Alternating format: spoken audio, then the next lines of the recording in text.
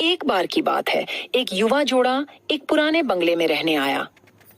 बंगला बहुत खूबसूरत था, लेकिन उसमें एक अजीब सी खामोशी थी।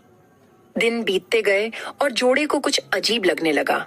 रात को जब कमरे में अंधेरा होता तो उन्हें दीवारों से फुसफुसाने की आवाजें सुनाई देती थीं। शुरुआत में उन्होंने इस पर ज्यादा ध्यान नहीं दिया, लेकिन धीरे धीरे ये आवाजें तेज होती गईं। कभी कभी उन्हें ऐसा लगता था कि कोई उनके नाम से पुकार रहा है। रातों की नींद हराम हो गई थी। एक रात जब बीवी सो रही थी, पति ने दीवार की ओर ध्यान से सुना।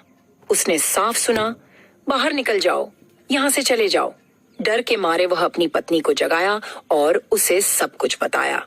अगले दिन उन्होंने एक पुराने आदमी से बात की जो इस बंगले के बारे में बहुत कुछ जानता था। उसने बताया कि इस बंगले में पहले एक परिवार रहता था। उस परिवार की बेटी की मौत हो गई थी और उसकी आत्मा इसी बंगले में फंसी हुई थी। उस पुराने आदमी ने जोड़ा को सलाह दी कि वे इस बंगले को छोड़ दें।